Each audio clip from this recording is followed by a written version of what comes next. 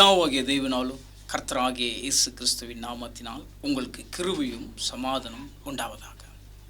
மீண்டும் ஒரு விசையாக தேவன் உங்கள் மத்தியில் அடியனை நிற்க தேவன் செய்திருக்கிற இந்த கிருபைக்காய் நான் கர்த்தரையும் பிதாவாகிய தேவனையும் ஸ்தோத்தரிக்கிறேங்க. நாம் இன்று தெரிந்து கொள்ளப்பட்ட பாடம் என்னவென்றால் எபேசியர் 2ஆம் அதிகாரம் 10ஆம் வசனங்க. ஏனெனில் நற்கிரியைகளை செய்கிறதற்கு நாம் கிறிஸ்து இயேசுவுக்குள் சிருஷ்டிக்கப்பட்டு தேவனுடைய செய்கையாய் இருக்கிறோம். அவைகளில் நாம் நடக்கும்படி அவர் முன்னதாக அவைகளை ஆயத்தம் பண்ணி இருக்கிறார்.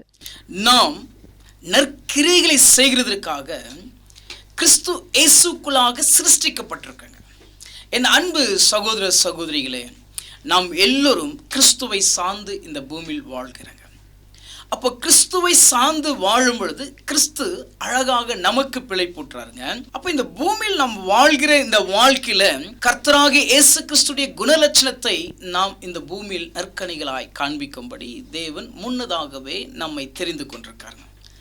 நாம் இந்த அடிப்படையாக ஒரு சின்ன ஒரு கதை நாம் பார்க்கும் பொழுது ஆதியாகும் 45:4 வசனத்தை வாசிக்க கேட்பாங்க. அப்பொழுது யோசேப்பு தன் சகோதரரை நோக்கி, என் கிட்டே வாருங்கள் என்றான். அவர்கள் கிட்ட போனார்கள். அப்பொழுது அவன், நீங்கள் எகிப்துக்கு போகிறவர்கள் இடத்தில் விற்று போட்ட உங்கள் சகோதரனாகிய யோசேப்பு நான் தான். என் அன்பு சகோதர சகோதரிகளே, இயேசு கிறிஸ்துக்குள்ளாக நற்கிரைகள் செய்கிறதற்காக நாம் சிருஷ்டிக்கப்பட்டிருக்கோம். ஏனென்றால் நாம் கிறிஸ்துவை சார்ந்திருப்பதினால் கிறிஸ்து முன்னதாகவே நம்மை தெரிந்திருக்கிறார். எப்படி தெரிந்திருக்கிறார் என்பதுதான் நம் யோசேப்பு மூலியமாக ஒரு சின்ன நம் கதையை பார்த்து மீண்டும் இதிலிருந்து தேவன் நமக்கு வைத்திருக்கிற விஷயத்தை நாம் பார்க்க போகிறோங்க. நம்ம எல்லாரும் யோசேப்பு பற்றி நன்றாக தெரியுங்க. நம்ம சண்டே கிளாஸில் அநேக பிள்ளைகளுக்கு யோசேப்பு பற்றி சொல்லுகிற விஷயத்தையும் நாம் நன்றாக அறிகிறோங்க. இன்று தினத்தில் யோசேப்பிடத்தில் நமக்கு என்ன கற்றுக்கொள்ள வேண்டிய காரியம் இருக்கிறது, அதிலிருந்து நமக்கு பாடம் என்ன என்பது தான் இந்த பாடத்திலிருந்து நம்ம பார்க்க போகிறோங்க. யோசேப்பு அவன் சிறுவனாக இருக்கும் பொழுது குழியில் விழப்படுகிறார்கள்.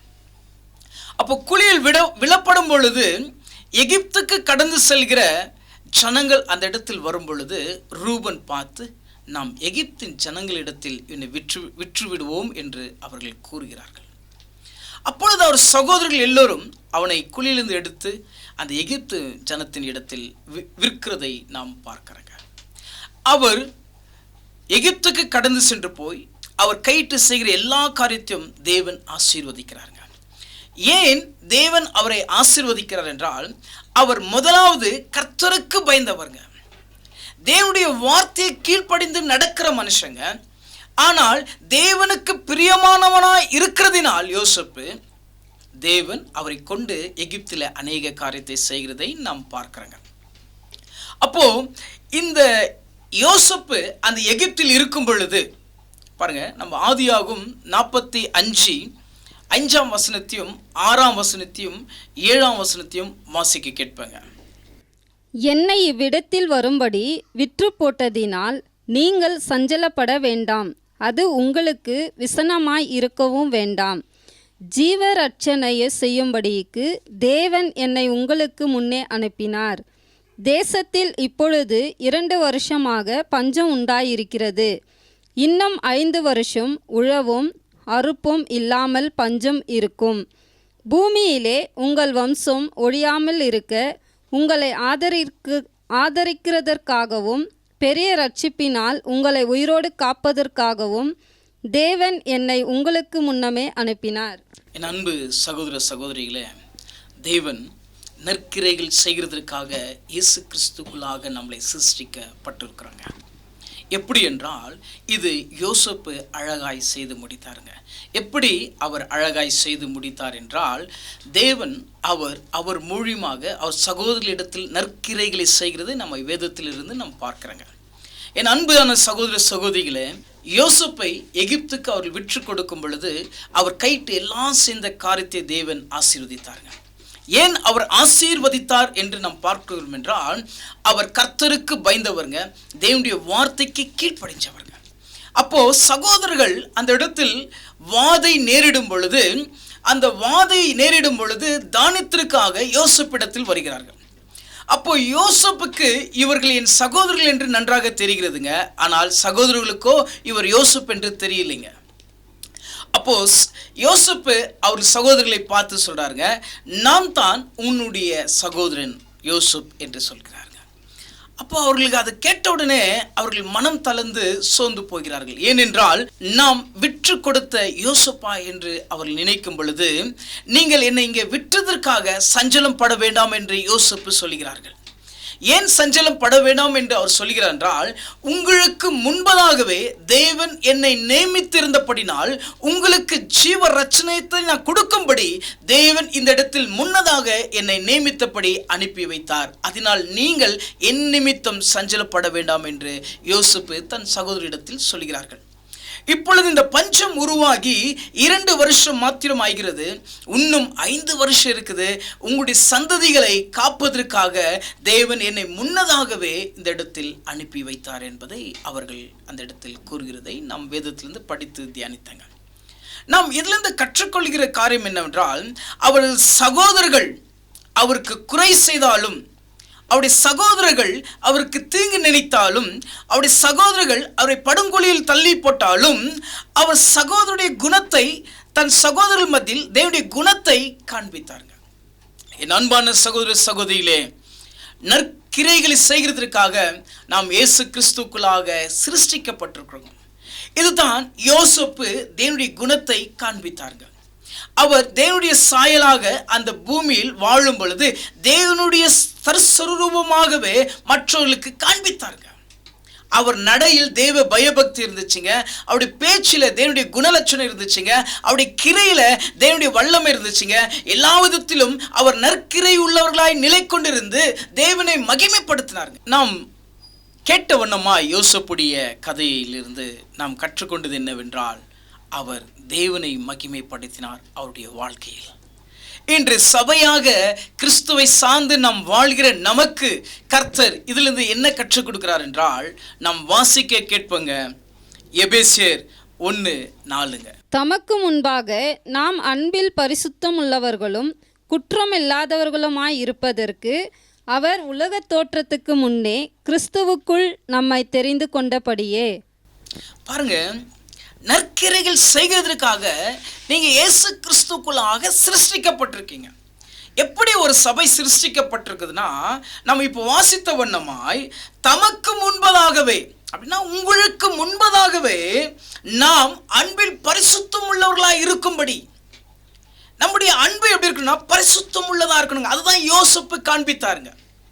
அவருடைய சகோதர மத்தியில எந்த மாசற்ற அன்பு இல்லாதபடிக்கு, அவர்களை குற்றம் படுத்தாதபடிக்கு, அவர்கள் குற்றங்களை செய்திருந்தார்களும் அது அவருக்கு தெரிந்திருந்தா கூட அந்த குற்றத்தை அவர் அவர்களுக்கு நினைப்பூட்டாமல் தேவனுடைய குணத்தை அவர் காண்பித்தாருங்க. அது பரிசுத்தம் உள்ள அன்புங்க. அப்படிப்பட்ட சபையாக கிறிஸ்துவை சார்ந்து வாழ்கிற நமக்கு அந்த அன்பிலே உண்மையாய் பரிசுத்தத்தோடு நிலை கொண்டிருக்கும்படி கர்த்தர் கற்றுக் கொடுக்கிறாருங்க. அப்படி பரிசுத்தம் உள்ள அன்பு உங்களிடத்தில் நிலை கொண்டிருக்க வேண்டுங்க. அப்பொழுது நீங்க என்ன செய்வீர்கள் என்றால், குற்றம் இல்லாதவர்களுமாய் இருப்பதற்கு, நீங்க பரிசுத்தம் அன்பு உள்ளவர்களாய் இருந்தீங்கன்னா குற்றம் இல்லாத அன்பாய் மற்றவர்களை நீங்க பார்ப்பீங்க. அப்போ உங்களிடத்துல அன்பு பரிசுத்தம் இல்லைனா நீங்க மற்றவர்களை குற்றம் படுத்துகிறீங்க, மற்றவர்களை குற்றங்களை நினைக்கிறீர்கள் என்றால் பரிசுத்தம் உள்ள அன்பு உங்களிடத்தில் இல்லைங்க. நான் கிறிஸ்துவை சார்ந்து வாழ்கிறேன், ஆனால் கிறிஸ்துடைய குணலட்சண நற்கிரைகள் என்னிடத்தில் இல்லைங்க. அப்போ உங்களிடத்துல நற்கிரைகள் நிலை கொண்டு இருக்க வேண்டும் என்றால் பரிசுத்தம் உள்ள அன்பு இருக்கணுங்க. எந்த குற்றத்தை நினைத்து குற்றத்தை பேசாதபடிக்கு தேவனுடைய குணலட்சணத்தின் நற்கிரைகள் உங்களிடத்தில் நிலை கொண்டிருந்து யோசேப்பை போல முன்மாதிரியா இந்த பூமியில கனி கொடுக்க வேண்டுங்க. யோசேப்பு தன் சகோதரர்களுக்கு நல்ல நற்கிரைகளை செய்தாருங்க. இன்னைக்கு கர்த்தராகிய இயேசு கிறிஸ்து சபைக்கு சொல்றாருங்க, உங்களை முன்னதாகவே அவர் என்ன பண்ணியிருக்கார், குறித்து வைத்திருக்கிறார். எதுக்காக குறித்து வைத்திருக்காருன்னா, பரிசுத்தம் உள்ள அன்பு உள்ளவர்களாகவும் குற்றம் இல்லாதவர்களாகவும் அவர் உலக தோற்றத்திற்கு முன்னே கிறிஸ்துவுக்குள் நம்மை தெரிந்து கொண்டார். இந்த உலக தோற்றம் ஆகிறதற்கு முன்பதாகவே நீங்கள் தெரிந்து கொள்ளப்பட்டிருக்க பாண்டங்கள். அப்ப நீங்க தெரிந்து கொண்டிருக்க பாண்டங்கள் எதுக்காகனா, நற்கிரைகளை செய்கிறதற்காக. நான் கிறிஸ்துவை அறிந்திருக்கிறேன் என்று நாம் சொல்லுகிறோம். ஆனால் கிறிஸ்துவை அறிந்திருக்கிற நமக்கு தேவன் முன்னதாகவே நியமித்து வைத்திருக்காருங்க, நம்மளை முன் குறித்து வைத்திருக்காருங்க. எதற்காக என்றால் இயேசு கிறிஸ்து அவர் செய்ததை நற்கனிகளைப் போல நாமளும் இந்த பூமியில நற்கிரைகளை செய்யத்தக்கதாக தேவன் பரலோகத்தில் நம்மளை முன்னதாகவே குறித்து வைத்திருக்கிறாருங்க. நாம் வாசிக்க கேட்பங்க தீத்து 2ஆம் அதிகாரம் 7ஆம் வசனங்க. நீயே எல்லாவற்றிலும் உன்னை நற்கிரியைகளுக்கு மாதிரியாக காண்பித்து. நீங்கள் நடக்கும் பொழுது எல்லாவற்றிலும் உங்களுடைய நற்கிரைகள் மற்றவர்களுக்கு மாதிரியா இருக்கணுங்க. அதுதான் கிறிஸ்துவை சார்ந்து வாழ்கிற குணலட்சணங்க. அதான் கிறிஸ்து எப்படி நமக்கு பிழை புற்றார் என்றால், நீங்க கலாத்தியர் அதிகாரத்தை 5ஆம் வசனத்தின் 22ஆம் வசனத்தை நீங்கள் வாசிக்க போனீங்கன்னா 8 கன்னிகளை சொல்றாரு. என்ன 8 கன்னிகள்னா, அன்பு, சந்தோஷம், நீடிய பொறுமை, தயவு, நற்குணம், விசுவாசம், சாந்தம், இச்சடக்கம். இப்படிப்பட்ட குணலட்சணங்கள் உங்களிடத்தில் இருந்து மற்றவர்களுக்கு நற்கிரைகளை காண்பிக்கும்படி நீங்கள் மாதிரியா இருக்கணுங்க. யோசேப்பு நற்கிரைகளினாலே காண்பித்து இன்னைக்கு சபைக்கு அவர் மாதிரியா இருக்கிறாருங்க. இன்று நாம் கிறிஸ்துவை அறிந்திருக்கிறோங்க. ஆனால் கிறிஸ்துவை அறிந்திருக்கிற நாம் நற்கிரைகளினாலே மாதிரியா இந்த பூமியில் நிலை கொண்டிருக்கும்படி அருமையான பவுல் அப்போஸ்தலர் தீத்து புஸ்தகத்தில் இருந்து நமக்கு கற்றுக் கொடுக்கிறாருங்க. என் அன்பு சகோதர சகோதரிகளே, நீங்கள் கர்த்தராகிய இயேசு கிறிஸ்துவை அறிந்திருக்கிறீங்க.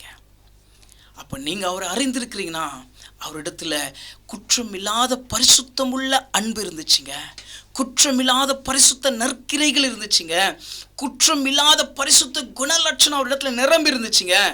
அப்படிப்பட்ட வாழ்க்கை நாமளும் வாழும்படி கர்த்தராகிய இயேசு கிறிஸ்து இந்த பாடத்தில் நமக்கு கற்றுக் கொடுக்கிறார்கள். நாம் வாசிக்க கேட்பங்க 1 யோவான் 1:7. அவர் ஒளியில் இருக்கிறது போல நாமும் ஒளியிலே நடந்தால் ஒருவரோடு ஒருவர் ஐக்கியப்பட்டு இருப்போம்.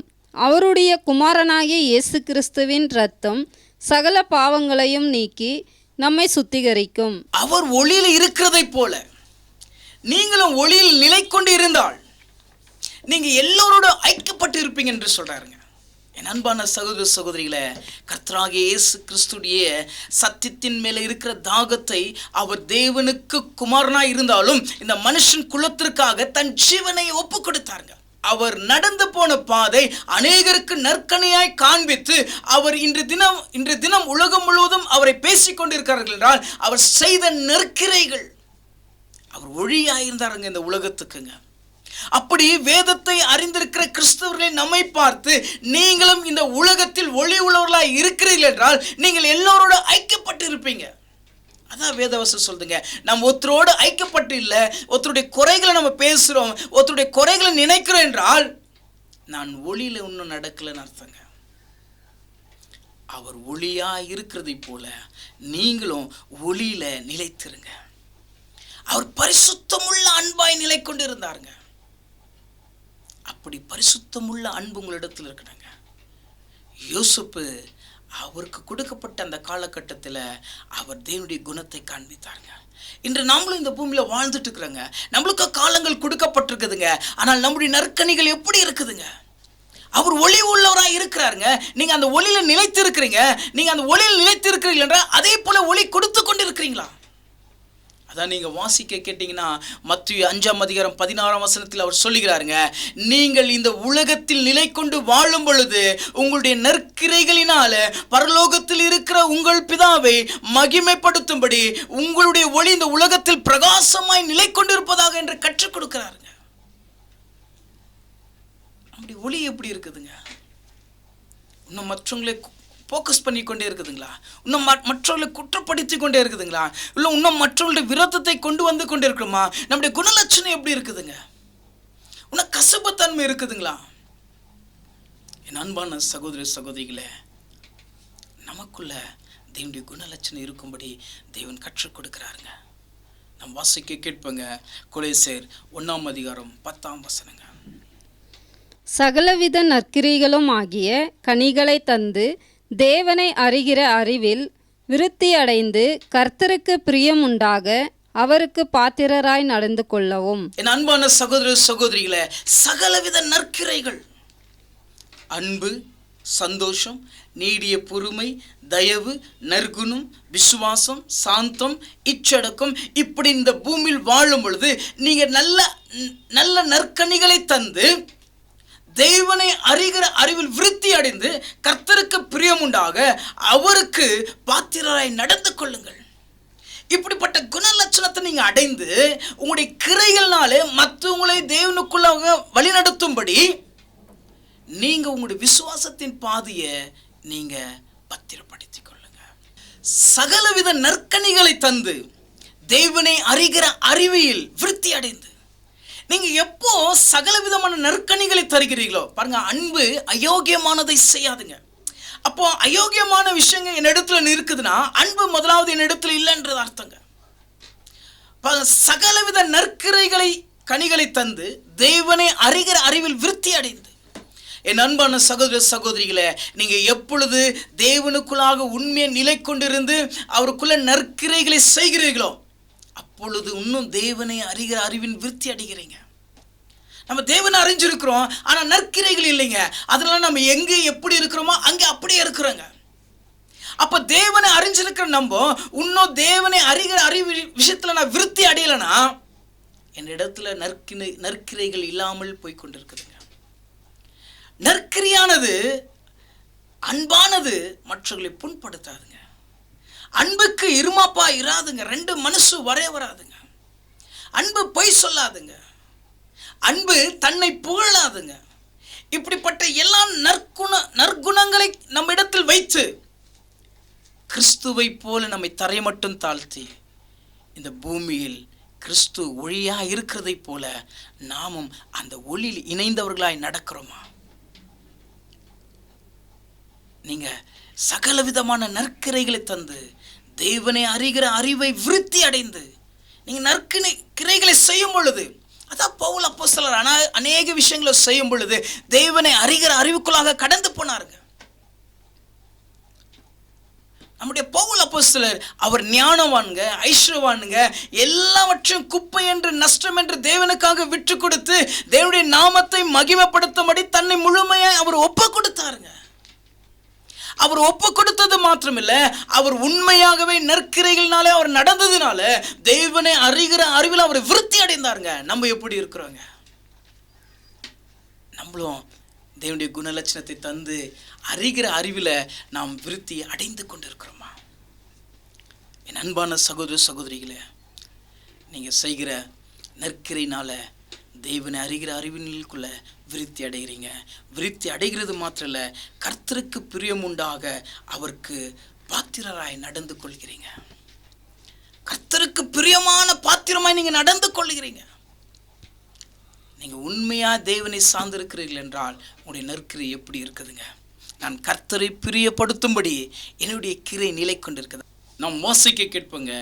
எபிரியர் 13:21. இயேசு கிறிஸ்துவை கொண்டு தமக்கு முன்பாக பிரியமானதை உங்களில் நடப்பித்து உங்களில் தம்முடைய சித்தத்தின்படி செய்ய உங்களை சகலவித நற்கிரியிலும் சீர்பொருந்தினவர்கள் ஆக்குவாராக. அவருக்கு என்றென்றைக்கும் மகிமை உண்டாவதாக. என் அன்பு சகோதர சகோதரிகளே, நாம் இயேசு கிறிஸ்துக்குள்ளாக நற்கிரைகள் செய்கிறதுக்காக நாம் சிருஷ்டிக்கப்பட்டிருக்கிறோங்க. அவர் ஒளியில் நடக்கிறதை போல நாமும் ஒளியில் இருக்கிறோமா? யோசேப்புடைய நற்கிரைகளை நாம் கண்டங்க. அவர் சகோதரர்கள் அவருக்கு விரோதமாய் செயல்பட்டாலும் யோசேப்பு அவருக்கு நேரம் வரும் பொழுது அவர் உண்மையான அந்த அன்பை மற்றவர்களிடத்தில் சகோதரர்களிடத்தில் காண்பித்தாருங்க. நம்முடைய குணலட்சணம் எப்படி இருக்குதுங்க? நாம் தேவனை அறிகிற அறிவு எப்படி இருக்குதுங்க? நம்முடைய நற்கனி எப்படி இருக்குதுங்க? நானும் இயேசு கிறிஸ்துவை அறிந்திருக்கிறேன், அவரை போல இந்த பூமியில் கனி கொடுத்து கொண்டிருக்கிறேனா? நாம் யோசிக்கணுங்க. ஏனென்றால் நற்கிரைகள் செய்கிறதற்காகவே இயேசு கிறிஸ்துக்குள்ளாக நம்மளை தெரிந்து கொண்டிருக்காருங்க. நாம் உருவாகத்திற்கு முன்பதாக, உலக தோற்றத்துக்கு முன்பதாகவே உங்களையும் என்னையும் கர்த்தர் அறிந்திருக்கிறாருங்க. தேவன் இந்த வார்த்தைகளை சொல்லி நமக்கு பிழை பூட்டி கொண்டிருக்கிறார்கள் என்றால் நம்மளையும் ஒரு அப்போஸ்தலர்களைப் போல தேவன் இந்த பூமியில் நம்மளை சீர்படுத்தி கொண்டிருக்காருங்க. நாம் உண்மையாக நிலை கொண்டு கனி கொடுக்கும்படி தேவன் இந்த பாடத்திலிருந்து கற்றுக் கொடுக்குறாருங்க. நாம் வாசிக்க கேட்பங்க.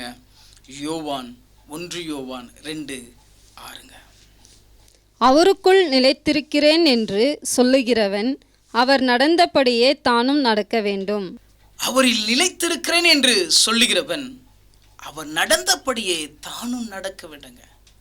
இந்த உலகத்தில் இயேசு கிறிஸ்துவை ஒரு தேவனாக தொழுது கொள்கிறார் என்றால் அவர் தன்னையே இந்த பூமிக்கு தன் ஜீவனை கொடுத்து அவர் செய்த நற்கிரைகளை நினைத்து இன்று தின வரைக்கும் அவரை மகிமைப்படுத்தி கொண்டே இருக்கிறார்கள். ஏனென்றால் அதுதான் அவர் நமக்கு பிழைப்புற்றார். நான் என்னில் நிலை கொண்டு இருக்கிறவன் என்று சொல்லுகிறவன் நான் நடந்தபடியே தானும் நடக்க வேண்டும் என்று கர்த்தர் கற்றுக் கொடுக்கிறாருங்க. இன்னைக்கு கிறிஸ்துவர்களாக இருக்கிறாங்க, அநேக நம்ம தேவனுடைய வார்த்தைகளை கேட்குறோங்க, நடக்கிறோங்க. ஆனால் நம்முடைய நற்கிரைகள் எப்படி இருக்குதுங்க? நம்முடைய வீட்டில் எப்படி இருக்குதுங்க?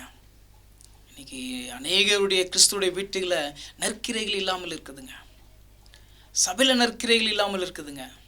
அநேக விசுவாசிகளுக்குள்ள நற்கிரைகள் இல்லாமல் இருக்குதுங்க. பாருங்க, யோசேப்பு தன் சகோதரனுக்குள்ளே அநேக பிரிவினை கசப்பு இருந்துச்சுங்க. இன்னைக்கு அப்படிப்பட்ட கிறிஸ்துவை சார்ந்திருக்க சகோதரர்களுக்குள்ளே அநேக பிரிவினைகள், கசப்புகள், வேதனை நிலை கொண்டு இருக்குதுங்க. அநேக போராட்டங்கள் சூழ்ந்திருக்குதுங்க, அநேக வேதனைகள் சூழ்ந்திருக்குதுங்க, அநேக கசப்புத்தன்மைகள் வளராதபடிக்கு நம்ம கீழே போட்டு தள்ளுகிற விதமான வருத்தங்கள் நேரிடுகிறதுங்க.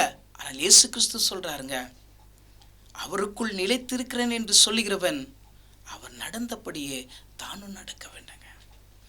யோசேப்பு தன் சகோதரருக்குள்ள வந்த அந்த பிரச்சனையினால, சகோதரருக்குள்ள வந்த அந்த வேறுபாடுகள்னால, சகோதரருக்குள்ளாக வந்த அந்த கசப்பினாலும், சகோதரருக்குள்ளாக வந்த அந்த மன வருத்தத்தினாலும் அவர் தளர்ந்து போகாமல் அவர் முழுமையாய் தேவனை நம்பிக்கொண்டு தேவனை விசுவாசத்தோடு கை கொண்டு நிலை கொண்டிருந்தனால, தேவனுக்கு பயந்து தேவனுடைய வார்த்தைக்கு கீழ்ப்படிந்தனால அவர் முழுமையா தேவனுடைய சித்தத்தை நிறைவேற்ற முடிஞ்சிச்சுங்க. இன்னைக்கு கிறிஸ்துவாகிய சபைக்கு நமக்கு பிழை போட்டி கொண்டிருக்காருங்க. உங்களுடைய விசுவாசமானது எப்படி இருக்குதுங்க? உங்களுடைய விருப்பமா, உங்களுடைய விசுவாசத்தின் கிரை எப்படி இருக்குதுங்க? தேவனுக்கு பயப்படுகிற பயபக்தி உங்களுக்குள் நிலை கொண்டு இருக்குதா? தேவனுக்கு சித்தமானதை நீங்கள் செய்யத்தக்கதாக தேவன் இந்த வார்த்தைகளால பிழை போட்டுகிறாருங்க. நீங்கள் இதை கேட்டுக்கொண்டிருக்கிற அன்பு சகோதர சகோதரிகளே, நாமும் இந்த பூமியில் நற்கிரைகளை காண்பித்து, நமக்கு முன்னதாகவே இயேசு கிறிஸ்து இந்த பூமியில் நற்கிரைகளை காண்பித்து கடந்து சென்றாருங்க. நம்ம அவருக்குள் நிலை கொண்டு இருக்கிறோம் என்றால் நமக்கு வருகிற எல்லா நிந்தனைகளிலும், நமக்கு வருகிற எல்லா அவமானங்களிலும் நம்முடைய நற்கிரைகள் எப்படி இருக்குதுங்க? நான் தேவனை அன்பு கூறுகிறேன் என்று சொல்லி என் சகோதரி நான் பகைத்து கொண்டிருக்கிறேனா? நான் எப்படி இருக்கிறேங்க? என்னுடைய குணலட்சணம் எப்படி இருக்குதுங்க? நற்கிரைகள் எப்படி இருக்குதுங்க? நாம் யோசிப்போங்க, தியானிப்போங்க. அதை கர்த்தராகிய இயேசு கிறிஸ்து இந்த பாடத்திலிருந்து நமக்கு கற்றுக் கொடுக்கிறாருங்க. நீங்கள் அவருக்குள் நிலை கொண்டிருந்தால் அவர் நடந்தபடி நீங்களும் நடக்கும்படி தேவன் கற்றுக் கொடுக்கிறாருங்க. பிதாவாகிய தேவனாலும் கர்த்தராகிய இயேசு கிறிஸ்துவின் நாமத்தினால் உங்களுக்கு கிருபையும் சமாதானம் உண்டாவதாக. ஆமென்.